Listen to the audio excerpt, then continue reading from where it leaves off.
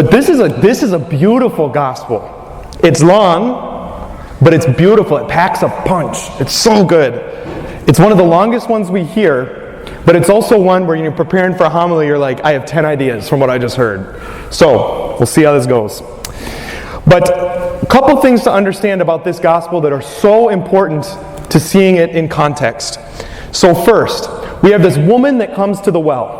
She's a Samaritan, meaning she comes from Samaria. You can still go there today. And then Jesus is obviously Jewish. And so each of them come from these two different groups of people. And what maybe doesn't strike us as like any sort of conflict, those two groups do not get along. Samaritans and Jewish people did not, and still today actually, do not get along. And so the fact that Jesus is talking to her, there's something there that's significant. You know, if you went over, I remember hearing a story about a guy that went over to Israel on like a pilgrimage. And, you know, in America we might say something, if we see someone do nice, we'd be like, oh, good Samaritan, good for you. Saying that over there does not mean that. They don't get along. They would be insulted if you called them a Samaritan. Why? Because the Jewish people obviously worship God. They have the same 10 commandments that we would follow as Christians. You have no gods before you. The Samaritan people were known for kind of having a hybrid religion. So you can hear, she's like, well, yeah, of course, salvation is going to come from the God of Israel, but they also had some pagan practices involved.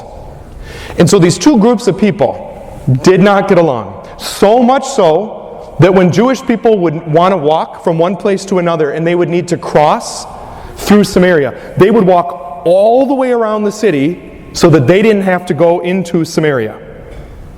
That's how much they did not get along. And now the other thing that we need to notice, so the two groups don't get along. What time of day is it? This is also significant. This interaction, if you recall, it was around noon. Why is that important? Well, you have to imagine they're in the desert. And obviously I've never lived in a desert, but if I was going to go walk miles to go get water for the day, I would not do so at the hottest part of the day. I would do so either in the morning or in the evening. And so the normal thing for people was to walk. They would go to the well in the morning, and that's when all the other people would go to the well. So you could think this is like Samaria's version of like the Waffle House or something, you know. They all get together there. And so what we need to hear here is this Samaritan woman, she doesn't get along with the Jewish people, right? These two groups don't get along. And now when all the Samaritans normally gather at this well to have water, and I'm sure they're talking and, you know, the gossip of the town, she's not there in the morning. She's going at noon. So either she's very bad at planning, could be, or there's some reason as to why she's not welcome there in the morning. And the latter, of course, is the truth. In the morning, all those women were there and had this social gathering. And here's this woman. She's not welcome there. If you read the long version, you're going to hear in there, this woman's had 5 different husbands. She's lived kind of a wild life, it sounds like. And the whole city knows about it. And she doesn't even feel welcome among her own people. And so here she is at the hottest part of the day by herself. And there's this Jewish person, Jesus, sitting there wanting to talk to her. That's where we find ourselves. Here's my point for you today. When Jesus approaches her, he does not get bent out of shape about what group she's a part of. He's not distracted with the superficial, well, you're a Samaritan. I can't talk to you. You're the group. Groups are important, but that's not Jesus' priority. The group is not the priority for him, and neither is her background, her failings, her wrongs. What does Jesus see instead? He sees beyond that stuff. He looks at the person. Oh man, so goes the Christ, so goes the Christian. How often do you and I look at someone and we see what group they're from and we write them off or put them in a box?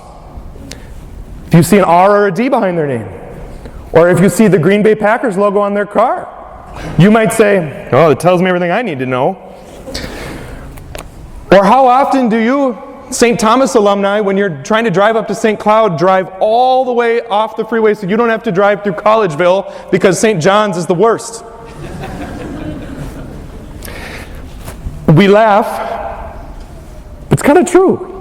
A lot of us look and we judge people by these groups. We see them on the superficial level. But what Jesus is doing with this woman is he's seeing right through that. It's the person that's important for him. And again, too, maybe we know something about someone, some way that they failed, some way that they're difficult to be around, and we let that be the thing that defines them, some weakness. But here's this woman. She's had 5 different husbands. Jesus goes right through that, and he wants to love her. Jesus looks at the person, not the group, not the weaknesses. That's our call.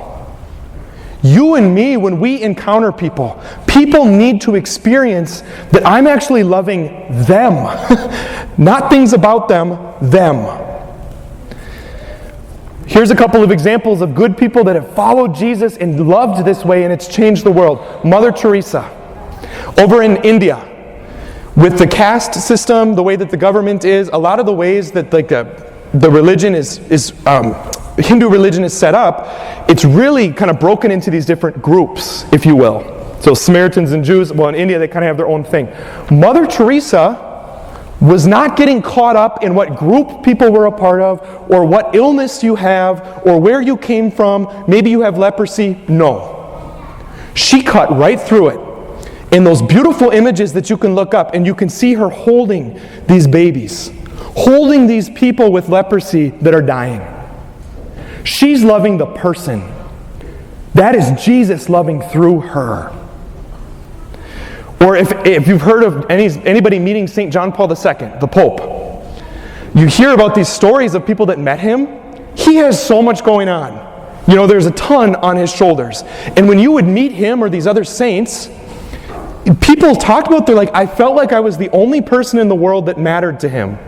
Like he was so focused on me that it made me feel understood, known, and loved. They weren't getting preoccupied with what group I was a part of or my weaknesses, but he loved the person. Or finally, this isn't a flex, Father Ryan flex. This is actually Jesus at work in me, in my weaknesses. But early on when I was in seminary, I had this experience. I went to go visit this guy in his room. Now, this guy was a freshman. I was not a freshman, which I was very keen on pointing out to people. And this guy was kind of shy, didn't have many friends yet. It was still beginning of the year. And so somehow I found myself in his room, and we were sitting there talking. And we're just kind of having this light conversation. And I look up at the wall, and I see his family picture. Dad, his 2 siblings, and him.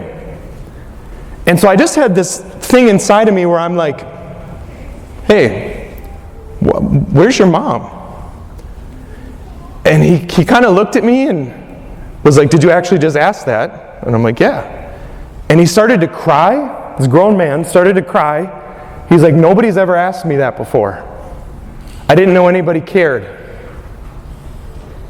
Now that wasn't me, Father Ryan.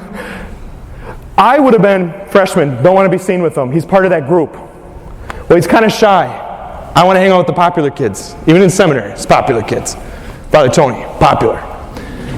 But here, God cut through that in me. It wasn't me. God cut right through that and was like, here's this person. I'm seeing you. You lost your mom when you were little. Tell me about that. And he just starts to weep. That's the love of God. It doesn't get hung up on these superficial things. Mother Teresa, John Paul, and I'm sure you have your own experiences in this. But now this woman at the well, here's what I want you to think about. When you encounter another person, how do you receive them? When you're going through the drive-thru at McDonald's, or when you're going to get your hair cut and the lady's cutting your hair, do you treat them like an AI, like Siri? Or do you treat them like a living, beating heart, human being in front of you that wants to be experienced, loved, and known? That's how God loves. He loves the person, not necessarily the group. Not necessarily just your weaknesses. He loves you. And that's how he wants each of us to love.